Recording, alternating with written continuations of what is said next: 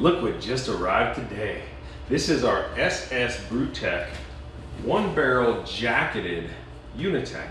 So this is the first jacketed Unitank that I purchased through SS brewtech, and we really love SS brewtech products. All of our pilot system tanks are exclusive to SS brewtech just because they're so well built, made. I think SS brewtech is a great company. And our Unitanks that we have currently, we actually have caster wheels, which is nice because where it's located at the brewery is not ideal for cleaning, so we can actually move those out for cleaning, put them back. We disconnect them from our glycol system with quick connects.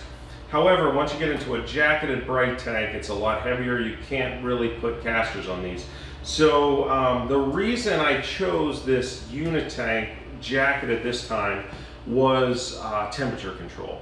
So all the other Unitanks that we have from them use the cooling coils from the top, which does a decent job. I mean, the bang for the buck, the money aspect of it, they are a lot cheaper and they do a great job fermenting wise and controlling the fermentation temperature. It's cold crashing becomes the issue, which is not typically an issue for us using them just as fermenters, because we can get it down to about 39 to 40 degrees. You can get it down to 39 degrees, but your glycol never shuts off. It like runs continuously. At 40 degrees, it will cycle on and off a little bit. So you can't really use it as a Unitank like that and actually carbonate inside the vessel.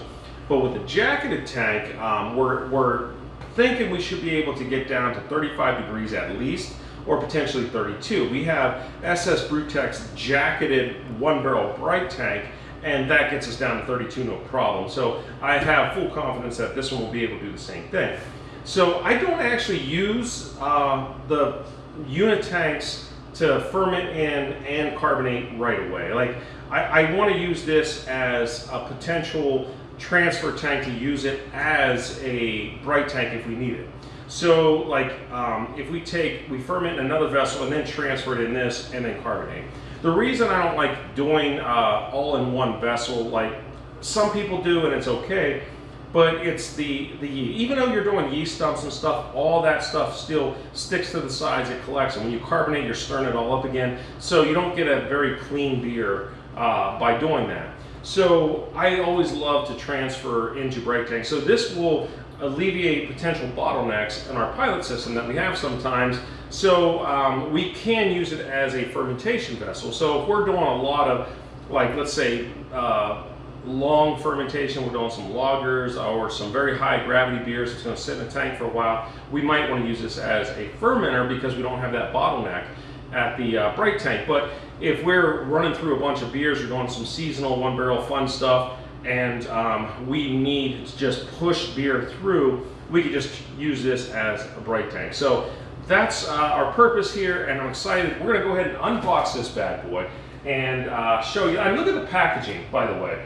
So basically, when we open this thing up, there's another box inside. So there's a box inside of a box, which is kind of cool.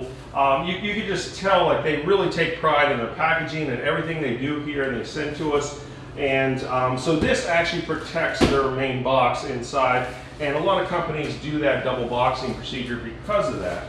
So we're going to go ahead and crack this scene.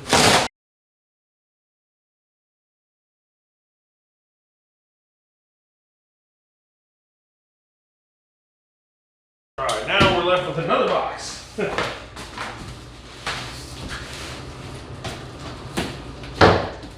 This is a really nice quality box, by the way. You can see, I guess if it was a retail store or something, and they had a bunch of these sitting around, it would look really cool. You got the design on the side, the branded locks and everything.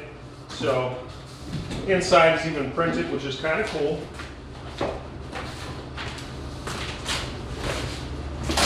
I'm going to actually do the same thing. I'm going to destroy this pretty box.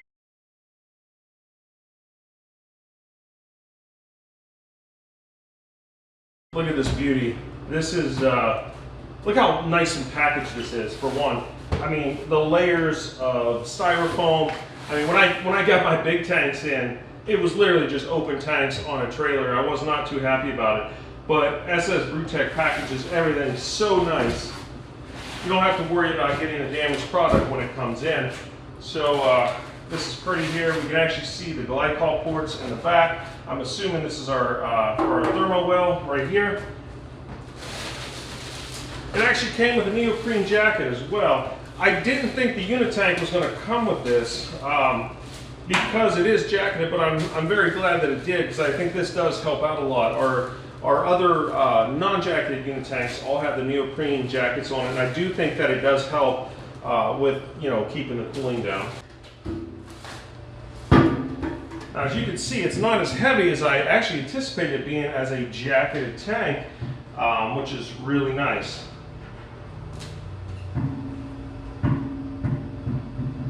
This is very interesting. Definitely way different than the jacketed brake tank. I'm actually a little confused, to be honest with you. Now I see why it came with a neoprene jacket. I think the glycol jacket is strictly just this little belt right here on the side. Huh.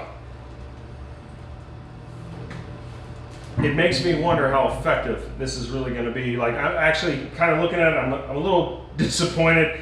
I thought it was going to be more like our jacketed brake tank, but it's not. It might be fine. It might be fine. It may give us this, what we need, but I'm not real sure. I'm not real confident in it right now. It's definitely not double walled for sure. I should have looked at the specifications, but hopefully it'll be all right. Is it going to be any more effective than the cooling coils were? We're going to find that out. So I'll shoot another video. This is nice though. I mean, you got to admit, SS Brewtech, man, look at this. The way they package their stuff is amazing. Everything's got a place.